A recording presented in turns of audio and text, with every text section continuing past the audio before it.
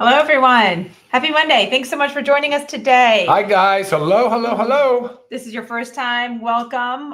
Dr. Ryan and I do a training like this every Monday, bringing to you guys a wonderful health topic or a discussion about one of our amazing products. Today, we're going to talk about something that's kind of considered the foundation of life. Sure. Right? Yeah. And those are essential amino acids. So we're going to take a deep dive into a lot about them. Why we need them. Or let's just say we're going to discuss what they are, Right. What they do for our health. That's right. Which is a lot. A lot. So many things. It's a lot to cover. I have a lot of notes here because I don't want to forget anything. But you have it all upstairs too. Yes, but we tend to forget things. Who needs essential? There you go. Who needs essential amino acids and benefits of free-form amino acids? So we'll explain that a little bit more if you don't know what that is. And then, of course, we're going to break it down, discuss our product itself. Because there's other benefits in besides just amino acids. It's an incredible product. Really is. Power. So if you don't already subscribe to our channel, please make sure you do. It helps you get all this quality information as well. It helps us. We love your feedback, comments, likes. I was alerted that the comments were turned off, and I'm on YouTube, and I'm always saying leave your comments. Sorry about that. They're on. They should be on. But again, we're across all platforms right now: Facebook, Instagram, and YouTube. So write in your comments, questions. We will address some questions at the end pertaining to this topic that we're talking about today. Cool. Ready? All right. So let's just go essential amino acids. I'm just going to give it to you defined, right?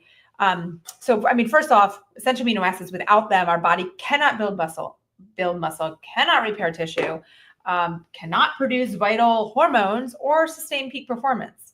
So it's a lot all there. It's not just about muscle. So whether you're an athlete, whether you're recovering from illness, whether you're aging or just wanting optimal health. I mean, these are... So that's everybody. Yeah. Okay. I just basically put everybody into a category. Getting enough essential amino acids is a non-negotiable for strength, energy, longevity, the whole thing. Mm-hmm. So essential amino acids, they are essential. Yes. Right? Have to get them from your food or diet. Essential. Yep. Our bodies do not make them, so we must get them from external sources, which is diet and supplementation. So that's a key thing here with essential amino acids, because there's so many things that we know about, like our body makes, and maybe it declines as we age, but we're still producing it, maybe a little less, and supplement can help. But this is something that we must get from our diet. When I talk about diet, supplementation also goes hand in hand with that. And there's the non-essential amino acids too, right? So we know the non-essential, and then there's all these other non-essential amino acids. But from dietary sources, what would those look like? Where it comes from meat, protein, eggs, right? dairy, soy, if you're vegetarian, some nuts and seeds, anything protein rich, because protein is made up of, you guessed it, amino acids. Yes, they're the building blocks of the protein. So yes. So the fact that our body cannot make this on our own, cannot synthesize it on our own, must get it from our diet. They're crucial for protein synthesis, muscle repair, enzyme hormone production, overall metabolic function. And I want to read to you the 9. It's not like you're having a quiz and you need to know these 9, but the reason I want to read them off and just tell you a little tidbit of like what it's important for, because I want to open your eyes to the fact that it's not just about muscle. So sometimes we say the word muscle, and maybe some of you don't really care how important muscle is, and we'll get into really why it's so important. Yep. But I just want to let you know that it's involved in essential amino acids are involved in so much. So going through the 9, we have leucine. Okay, stimulates muscle protein synthesis. That's the big hitter. Yes, which I'm going to go into detail on really what that is if you don't really know. It aids in muscle recovery and growth. And then you have isoleucine, supports muscle metabolism, endurance, and immune function. Yep. Valine helps muscle repair, energy production, and mental focus. Cognition. Lysine, essential for collagen production, immune support, and calcium absorption. Yep. These are also important things, so crucial. Lysine, I just said that. Methionine, important for detoxification. That's a big one. Metabolism and antioxidant production. And phenylalanine, it's a precursor to neurotransmitters like dopamine and serotonin. So supporting mood, cognitive function, maybe helping even to wind us down and sleep. Tyrosine's another good one for dopamine and epinephrine. Yes, but when we start talking about neurotransmitters. Gotcha. That's not an essential. Right. Number 7, threonine supports muscle and connective tissue health, immune function, and fat metabolism. Tryptophan. We also know tryptophan as like a lot of times I see you can get it from turkey, and that's why we get tired after Thanksgiving. It's a precursor to serotonin. That's why, which regulates mood, sleep, and appetite. Hence that class of drugs, SSRIs, selective serotonin reuptake inhibitors, trying to increase your serotonin. Right. To help you with your mood disorders and your anxiety, generalized anxiety disorders. Maybe you need some more tryptophan. Maybe. Histidine is number 9, supports immune function, digestion, and production of histamine, which plays a role in allergic responses. Yeah, and homeostasis. Correct. Big time. Yeah. So again, you heard a lot of other things in there beyond the importance of muscle protein synthesis. And like we said, these are found in your animal-based sources for protein, your meat, your fish, your poultry, eggs, dairy, and then your plant-based, soy, quinoa, legumes, nuts, seeds. Yeah. So it's available in food, right? It's definitely available in food. Yeah. And we'll get to also the difference between the food. And the difficulty with absorbing protein as we age. Yes. And the altered GI environment that we see now with a lot of either drugs, just aging, disease, leaky gut syndromes, things like that. That contribute. All these different reasons why you're not absorbing and your body's not actually getting all of the amino acids from diet. Right. Yeah.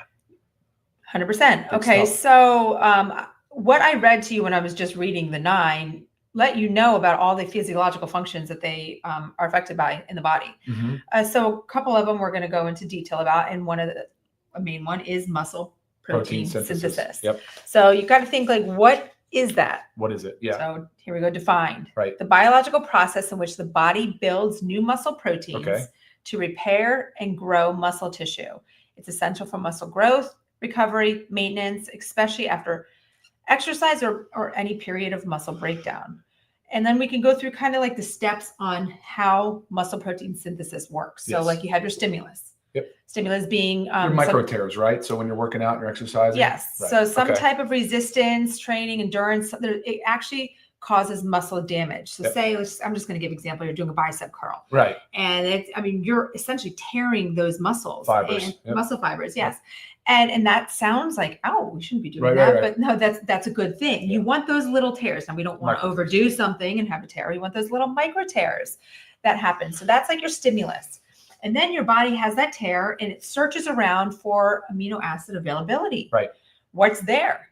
Are there essential amino acids? Particularly leucine is a big one. Right. Because these are the key signal to start muscle protein synthesis. So, gosh, I feel tongue-tied. So you have these micro tears. Now your body's looking for those amino acids. And so it can actually do the muscle protein synthesis. Right. So if the amino acids are not there, the whole action is not going to take place. So maybe you're one of those people that you're working out in the gym and you're doing great there, but you're not fueling your body with the essential amino acids that it needs. So it can't really do that muscle protein synthesis as it should. Exactly. Let me pause you there for a moment. And guess what happens when they're not there and the body needs them for critical functions like hormone production? It starts to break your muscle down to free up the amino acids. So that's one of the reasons why just taking branched chain amino acids by themselves, if you only take the 3, when the body is searching for and needs all 9 essential to complete this cascade, it will break down muscle. It's very counterintuitive. It's sort of contradictory to what you're trying to accomplish. You're exercising, taking BCAAs, and then boom, there you go. You're potentially degrading some of your muscle tissue because it needs to free up and release the amino acids into the bloodstream so that they can travel to places that are needed. 100%. That's what it'll do. It'll break down muscle. Right. And that'll happen after about 3 hours, actually. So when people go into these extended fast states, that's the bigger concern with fasting. But even these short windows, like 3 hours or longer, between meals, say lunch to dinner, right? Like if there's no food in there, your body will cease muscle protein synthesis. Right. Yeah. It's kind of scary when you break it down like that, right? Because sorry, I was going to say before I forgot, one of the reasons why bodybuilders often will set alarms in the middle of the night. Sure. Like they'll literally get up and take down 2 chicken breasts or something. Right. And that's the point. We're not trying to say this is a meathead bodybuilding just only for them kind of thing. No, you heard all of that other stuff. So again, when you're in that window and the body's breaking down looking for it, it would be great. It would be ideal to be able to have free form amino acids throughout the day in between your feeding windows. And that's to do everything that we talked about. Yeah. Amino acids do. Yeah. Okay, Sorry, so I it goes. interrupted you. No, that's good. Goes back to our chain of events of what's going on in our body. So we search for our body, searching for the amino acid availability. There it is, because we've done our job. Yeah. Protein assembly happens. Yeah. So our cells use the amino acids to actually synthesize new muscle proteins. Yep. Very, very, very important. On a cellular level, it's building muscle. Right. Yep. Yep. Yeah. So and then obviously if your goal is to build muscle, which we should all be there, and I will tell you also why. Yep. But if your muscle protein synthesis exceeds the breakdown, then you are building muscle. Your muscle mass increases over time. So I know that kind of makes sense a lot with like a training standpoint. Yeah. You know, like again, I'm just keep going back to the gym because right now we're talking about muscle, but someone's working out. And if you're not fueling it properly, the muscle protein synthesis is not going to exceed the breakdown, and you're going to either stay stagnant or you might lose a little bit of muscle or. But there are times where you're just sitting at rest, say you're sedentary, or say you're doing long international travels or say you're sick, right? Say you're just laid up in bed for a few days. And we saw that with NASA when they studied the astronauts. What did I just say to you the other day when those guys that have been stranded in space, yeah, they finally come back? I was like, I couldn't imagine the atrophy. What is going to be going on with their bodies. Right. But that was a study that demonstrated that bed rest, that sedentary individuals supplementing with essential amino acids did retain current muscle mass, whereas the ones that did not supplement lost. Right. Just started to atrophy and lose the muscle, because remember, the body's breaking it down to free up those amino acids for fuel, not for energy, but for fuel for the other biological or chemical reactions that are needed. Yep. Yeah. Very important. So that's there you go, is your muscle protein synthesis and why that is so extremely important. And and while we're talking about muscle, I'm just gonna flip over to my notes on like why it's so important. And I have some of these stages written down because I've said this before if you've been following us for a while. If not, here it is. But muscle loss is the first sign of aging. It's the first real sign of aging. And it actually begins in our 30s. So muscle protein synthesis just gradually starts to slow down in our 30s. That is the step one. So without strength training and proper nutrition to prevent that, that's when muscle loss begins in your 30s, unless you are doing things to prevent that from happening. Well, I think the muscle loss still will occur to a certain, just a lesser extent, probably, because growth hormone starts to decline, right? I mean, that's a big correlation, right? The loss of growth hormone, our hormones in general tend to decline, right? So you'll see it in men and women, of course, too. I mean, but you also see, Lisa, is an uptake in insulin resistance too. So the problem there is that the insulin resistance, the insulin is a very important signaling hormone. Right. And that's I think where you see this acceleration of aging and muscle loss, which will lead to that sarcopenia. I'm sure we'll talk about that. Sure, 100%. But like the things you were saying, you're right. It kind of slows down. I don't know that it stops it or reverses it. Right. Maybe that's in your 30s, there's a chance of being able to prevent that. But as you get into your 40s and 50s, I mean, it's a 3 to 5% per year. Yeah, and it's crazy. It's just crazy to think about that because it's a lot. And if you're not doing what you need, then you're losing muscle at a significant rate and you're just aging faster. And also, if you just heard some of the things Ryan pulled out or talking about like insulin and this, that, you just realize how connected the body is, right? We are a whole, so when we talk a lot about this stuff, things can't just be treated with one thing, which always goes back to so many times when I say like with our supplements, I talk about stacking because each thing has to be working properly for the other thing to be working properly. And it's, again, our bodies work together as a whole. Can't treat like back in medicine, years ago, doctors, you just had a doctor for this and a doctor for this and a doctor for this. And their focus was on those parts. But now it's more and more like we're looking at the body as a whole in combination of all the parts, which is great. So we talked about the muscle protein synthesis. Where else was I going with that? Oh, the age rate. Sorry, I was going down to my age. 40 to 50, 3 to 5% decrease. Age 60, the rate of muscle loss just accelerates so much quicker, leading to the weakness, reduced mobility, increased risk of falls and fractures. And high that mortality too. rate. You've heard that when you're in your 60s plus and you have a fall, what that, and you break something, what that can actually do to you. And I mean, sadly, we also have seen this with your mom, sure, my mother-in-law. Of course. And I mean, she was rocking and rolling, doing great. Yeah.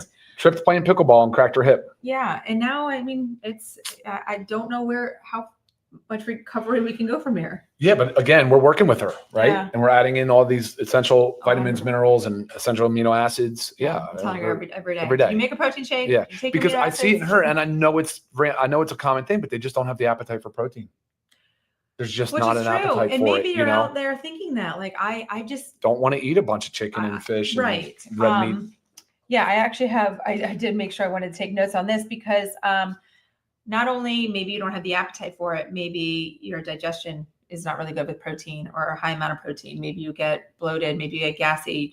It doesn't, your body's not or maybe you're taking one of those awful meds where you're blocking the stomach acid or inhibiting the stomach acid production in the stomach, and your pH is going up. You can't even digest the food, break the food down. Right. And then protein in the gut is actually a harmful thing because it can alter the GI or the microbiome of the gastrointestinal tract. So,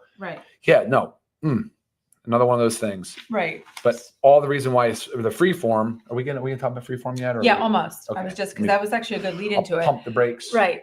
But so when you think about who might consider taking this, and I've already said a few things that makes it sense, like we should all be taking this, right? But of course you have your athletes and active individuals, very important because of what we're trying to do. Individuals on a low protein diet, we were just saying that, or even a plant-based diet. Plant-based diet, it's hard to get the adequate protein that you need. It's hard to get the amino acids that you need. You can only eat so much, And that's also why you'll hear us when we talk about whey versus plant-based protein, you'll hear whey considered kind of the gold standard, right? Because it has, and they judge the quality of a protein on its amino acid complex. Does it contain adequate amounts of all 9 essential amino acids, really? Right. That's kind of the scoring. So plants never really quite been there. Soy has been kind of right there, but thankfully the pea protein has come a long way, and they've been able to make some improvements. But still, to your point though, if you're vegan or vegetarian, you will definitely have trouble getting enough of the essential amino acids without supplementing. Other ones are older adults. We just talked about that, right? Preventing that muscle loss. This one I just want to do touch on a little bit more. This is individuals on a calorie deficit or during weight loss. So this is so important because, again, if you're not getting the proper fuel for what's going on in your body, right, then the functions are not able to take place. So if you're on a calorie deficit, the chances that you're not consuming enough amino acids from food, I'm just talking about food right now, is very high. Like, you've got to make sure you are supplementing with essential amino acids. And also during weight loss. And both of these things go along with like your weight loss injections. Okay. Not here to discuss weight loss injections, pros, cons. What I want you to know is what happens to the body when you lose that significant amount of weight. A lot of it is muscle, or the fact that you're also not consuming enough calories because of decreased appetite. Of course. And losing all that muscle. And I was also just reading an article on the fact that when you stop the injection, if you've lost all that muscle, the first thing you're gaining back is that fat mass.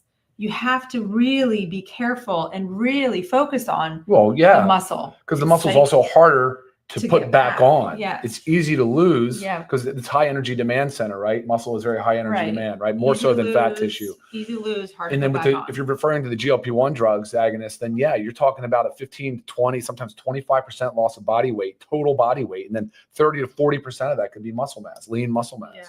Crazy numbers. Yeah. And it's crazy. And I get it. It's totally not fair. So if you're on them, and that's fine, that's fine. That's totally your prerogative. Right. But essential aminos, it's non-negotiable for me. Like and of course, in my world, I know GLP-1s real well with the pharmacy side. I'm always telling people, you guys absolutely need to be using essential aminos. It's a secret weapon for And I really do wish that all the prescribing doctors out there would say, like, look, here's your weight loss injection. I'm happy to get you started on your weight loss journey, but while you're doing it, you need to make sure you're taking 5 to 15 grams of essential amino acids a day. Awful.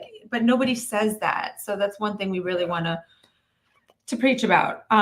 Okay. And then people in recovery from illness, surgery, or injury. Yeah. It's a lot of repair going on. Sickness, your body is even cold. Yeah, your body is working. It needs the amino acids. It does. digestive issues, absorption issues, which Mhm. sometimes you might not even know you have it. So of course, those with like gut dysbiosis, IBS, Crohn's disease, stuff like that, you're not absorbing the nutrients as well from your food. Yep. But also sometimes like it's just a normal thing. Like I know that I don't absorb it very well. Like I have to take digestive enzymes. I do. And it works. So maybe if you know that's you, also in combination, you got to take the digestive enzymes. Different note though. And then also high stress. High stress depletes our bodies, or actually increases our cortisol level, and it leads to muscle breakdown. So this could be high stress from just overtraining. Yep. This could be high stress from just our daily stressful lifestyle. Mhm. So it's doing more than just stressing us out, guys. It's actually breaking down our muscle, and we need to get more of this. Okay. So this is where I know I want Dr. Ryan to really hit home about. I've got my notes here, but I'm pretty sure you'll cover most of it. Is about free form essential amino acids versus food, essential amino acids we get from our food. Right. Regardless, we said you need to get them from your diet. So say I have like my chicken, eggs, beef, Yep. all that here. Yep. And then we have our free form amino acids here.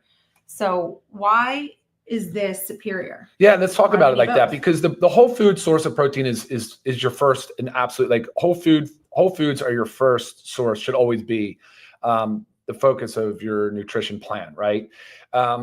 But when you eat, like let's say you take a steak, you get 50% essential amino acids out of steak and 50% non-essential amino acids. But you get a lot of other stuff that's going on there. The body has to do a lot of work. We've kind of talked about that, right? With the digestion process and the absorption process and everything that goes with it. But when you start talking about just wanting the essential amino acids in free form, it just means they're no longer connected as a chain, right? When it's a peptide or a whole protein, the amino acid sequence just goes all together in a long chain, right? Like 40, 50, 60, 200, 300, 400, and on. Amino acids linked together to create peptides and proteins. Free form is just individual amino acids. So, and that's fine, because what the body's trying to do anyway on this whole food protein is break them all down into individual free form amino acids so that it absorbs. And then when it goes into the blood, they absorb as essential single amino acids, and then they reassemble essentially, right? They go where the body needs them. And that's sort of the theory behind it, right? And what's cool about it is that it's proven, it's studied, it's extensively studied, but it's absent calories, right? It's absent like all this other stuff. I'm sure you have some notes on all the benefits of why freeform are awesome, but you know, what a great utility and tool for us to use, especially as we're aging. Yeah. I mean, the faster absorption, utilization, lower digestive load. So we just also said that if you have trouble with protein, if it makes you too full, it gives you gas, or you really just don't have an appetite for it, which naturally happens as we get older, and also naturally happens if you're on a GLP-1 or one of the weight loss peptides. You tend to lose your desire for protein. So even more, it's so important. Ideal for fasted training and calorie restriction. We talked about that. We talked about if you're on like a weight loss. So there you go, your calorie restriction. And you say a lot about fasting when somebody says like when to take, like take pre, post, after your workout, or it's great in between meals to make sure. So you said it takes about 3 hours for breakdown to start. Yeah, about that. Yeah. So if say you're having your meal 5 hours apart, have the amino acids, free form amino acids in between those, so we don't have a chance of losing any muscle. You know, especially if you work hard for the muscle, like we just said, it's so hard to put on and disappears so quickly. So preserve that, take care of it. Balance ratios. Yeah, that's important, right? Because you kind of want to mimic again what the body is accustomed to normally seeing in nature, right? And for mammals, I mean, it's typically like to achieve the things that we've talked about, you want a certain ratio. It's not 1-to-1 across the board for everything, right? So typically you'd want to see 40% leucine of the non-essential aminos that's in there, you'd want to see at least about a 40% 40% concentration of leucine, which is the main BCAA, the branched chain amino acid, but the one you said is most primarily responsible for muscle protein synthesis, but does so many other things as well. But and why he just said branched chain amino acids? Maybe you've heard of those, or you've just heard BCAAs. I know that I work out and I'm supposed to take BCAAs. Those are just three of your 9 that I read off essential amino acids. So you need more than just 3. So we've had this whole concept of like, I need BCAAs. No, you need EAAs, which also contain your BCAAs. So exactly. Yeah. And also these have no additional calories or fats. So, I mean, I already said in the fasted state why it's important, but it's also if you're watching, your calories. Sometimes, you don't want to say, I'm going to put a 50 calorie powder in. You're like, maybe you're don't want to do that. Yeah. 1 to 3 times a day. Exactly. No carbs. Or you're looking at a whey protein or 100 calories, right? 102 Right. calories for the plant protein that we have. Right. So for somebody like me that's trying to hit a protein goal, I'm 215 pounds. If I'm hitting a protein goal and I'm trying to shoot for a gram per pound, and I can't afford to put that many calories on, I can use essential aminos to help me achieve that goal. Now that is a debatable topic. You and I debated this on a prior Zoom, I think, where can you count essential amino acids towards your protein goal? I say yes. She kind of says no, and it's fine to be somewhere in the middle because there's no real clear science where you can say, oh yeah, whatever. So anyway, right. I do think it's that beneficial though. Sure. I really do. Right. Okay, so I know you might be wondering dosing if you haven't been taking it. We talked about when to take. Yeah. And then the dosing of it. So personally, I will take, typically I always take 2 a day. Now, depending on what may have done that day, or if I had for some reason not consumed enough protein, which I do a very good job at. So it's rare, but I always make sure 100% I get 2 servings per day. But a lot of the research says, for maximum benefits, 3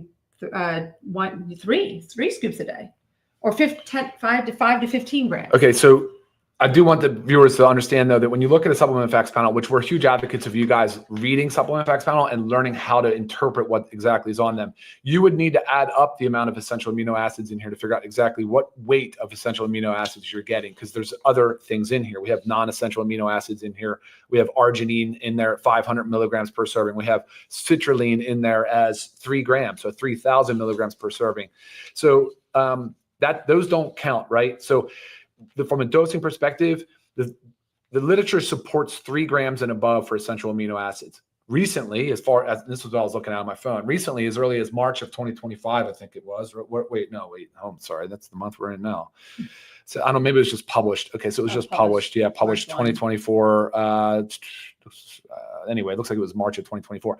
Anyway, it says, January 25. Well, yeah, weird. Anyway, you guys can go check this out. It's a PubMed. It's a PubMed study. It's titled "Post-Exercise Myofibrillar Protein Synthesis Rates Do Not Differ Following 1.5 gram Essential Amino Acids Compared with 15 and 20 grams of whey protein in young females," which is interesting because Lisa has been really dialing in the fact that no studies have ever been done on women for the most part. I think here and there, but in the mid 90s, they finally started using females to run studies on. So prior to that, every study that you're looking at was basically on a based male population. Yeah. And as you know, it's not just the fact that male and females look differently. We have a lot of different things going on. And that's part of the reason why they were excluded because of that, right? Because of all the different fluctuations that were complicated, But no, that's silly. It's crazy. I'm glad people are now putting it back into focus. So basically it goes on to say, let me see. It basically goes on to say that 1.5 grams of essential aminos is equivalent to essentially the same as 20 grams of whey in for muscle protein synthesis, and which would include all the other benefits that Lisa talked about earlier. This is crazy good news. This is great news. Historically, I've kind of latched on to 3 grams. Ours is more than 3. We have more than 3 grams of essential aminos. We have 40% of the essentials, a little over 40% is leucine. So we really did dial in the ratios. And I think that's the dosing component that you want to focus on. But how often can you do that? Up to 3 times a day is fine. Right. Up to 3 times a day is fine. I think you can go higher, but now you're just talking about straight inconvenience. Like that just doesn't even and this is 30 servings. So you would, typically you'd go through one of these in a month, but now it would be one every 10 days, essentially with 3 scoops a day. And that's fine because we're so good at pricing, but that would be the kind of suggested dosing. And the non-essential aminos that are included in here, they can also ride along with that three times a day dosing too. So I do it first thing. I do it as part of a pre-workout.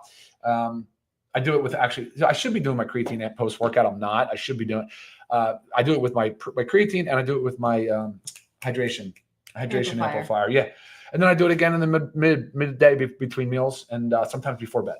Yep. And personally, my favorite combo is in the morning before my workout. I'm E3 essential aminos and creatine, and then sometime between lunch and dinner, maybe around the 2-3 o'clock time, I mix another one with a scoop of my Super Reds. Yeah. Just a quick note, she's combining it with the E3. E3 also contains the essential amino acids, and that was intentional, and that you can combine them because the upper limit of dosing for essential aminos is it's pretty high. I mean, it's somewhere around 20 grams a day, something like that. It could even be higher depending on your health condition, whatever level of health, but you'd be fine doing that. You're obviously tolerating it very well. Right. I mean, it's well tolerated. People that use essential aminos, and it's what's fun. Is it something that you notice? Ben always says it's his favorite supplement, won't miss a day, but it's not something he feels, right? You don't necessarily feel it working. Right. Because it's not an energy thing. It's not, but it's definitely, you know what it's doing. You know what it's doing, because remember, so it's important. not fuel like the macros, like carbohydrates and fat are for the body, right? I mean, protein can be used as fuel, but not primarily. So it's mostly there to carry out all these biological reactions that are needed in the body. Right. So 100%. And when you were just talking about, I was pulling up our price. So if you're a member, and if you're new to us and don't know, to be a member, you just sign up as a member. You pay $9.95 a month, but it gives you the membership pricing. So if you're buying 2+ supplements a month, which again, these are daily supplements, we typically have them in 30-day supplies, you're easily saving. So $19.95. I mean, that's pretty crazy. $19.95 for members, but just $24.95 if you're not a member. Really hard to beat that. Sure. Really hard. Even if you took another brand out there that's charging more, they're probably just some level of essential aminos, and that's it. Right. Forget the fact that we've added electrolytes. Forget the fact that we've added the non-essentials. Forget the fact that we added glutamine and some of these really important amino acids that are beneficial in their own right. Right. Which, as you're saying, there's citrulline, L-citrulline, L-arginine, and L-glutamine. Those are your non-essential amino acids that we added, but are so great for muscle health, repair, cells. Yep. Of course, gut lining for the glutamine. Right. Nitric oxide precursor to nitric oxide for arginine and citrulline. And again, talking about dosing is important. That's why we chose 3 grams and 500 milligrams. It's really critical for nitric oxide production. Right. And then we have the electrolytes, lower dose electrolytes that you would have in our hydration amplifier, but just adds that bit of hydration, while you're doing it as well. So I mean, such a quality product. It really is a high quality product for sure. And you've got, I